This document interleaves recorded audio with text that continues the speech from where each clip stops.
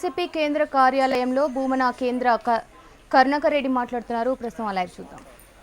ప్రజలు ఎన్నికలలో మీరు ఏ రకమైనటువంటి వాగ్దానాలు చేశారు, ఏమి హామీలు చేశారు, మేము అధికారంలోకి వస్తే ప్రజలకు చేసేటువంటి మేళ్ళు ఏవి అన్నటువంటి మీరు చెప్పినటువంటి మాటలకు ఓట్లు వేసి ఆమోదము తెలిపారే తప్ప ఈ రకంగా ప్రతిపక్ష శాసనసభ్యులని కొనుక్కొని మీ బలాన్ని పెంచుకోవటం ద్వారా మీకు ప్రజామోదం ఉంది అనుకుంటే అది మీ భ్రమ తప్ప మరొకటి కాదు.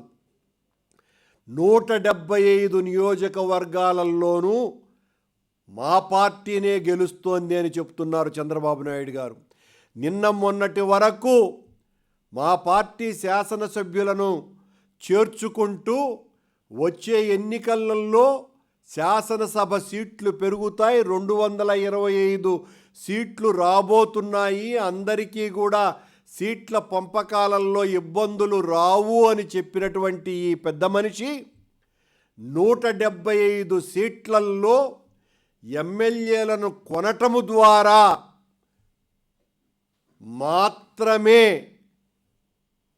తన శాసనసభ్యుల్ని పెంచుకునేటువంటి కార్యక్రమం చేయగలడే తప్ప ప్రజల ఆమోదంతో, వాళ్ళ మోదంతో, వాళ్ళ అంగీకారంతో ఈయన గారు చేసినటువంటి మంచి పనులకు ఈయనకే ఓటు వెయ్యాలా అని ఆలోచించేటువంటి ఒక్క వర్గము కూడా ఈ ఆంధ్ర రాష్ట్రంలో మిగుల్చుకోకుండా చేస్తున్నటువంటి పనితీరు చంద్రబాబు నాయుడు గారిది.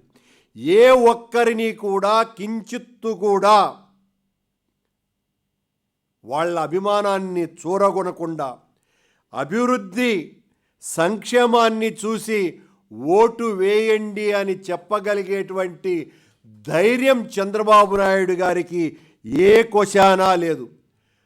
పక్కింటి దొడ్లో కాసినటువంటి కాయలను కోసేసి ఇవన్నీ మేం పండించినటువంటి పంట అని చెప్పుకునేటువంటి దొంగ రాజకీయ నాయకుడు చంద్రబాబు నాయుడు గారు తప్ప ఇతర పార్టీలలో గెలిచినటువంటి శాసనసభ్యుల్ని తీసుకొని తన బలాన్ని పెంచుకొని ఈ దొంగ బలం ద్వారా ప్రజలందరూ కూడా ఓట్లు వేస్తారు అనుకుంటే అది భ్రమ తప్ప మరొక్కటి కాదు.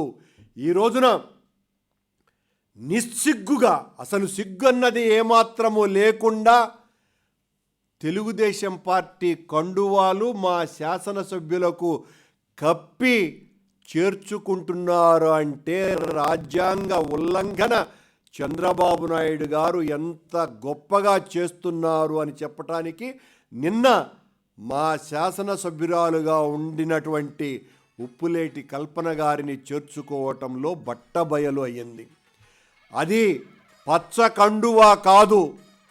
తెలుగుదేశం పార్టీ మా శాసనసభ్యుల్ని కొని వేసేటువంటి ఆ కండువాలే నాగుపాములుగా మారుతాయి అన్నటువంటి విషయాన్ని గుర్తు చేస్తూ చంద్రబాబు గారు మీరు చేసినటువంటి మంచి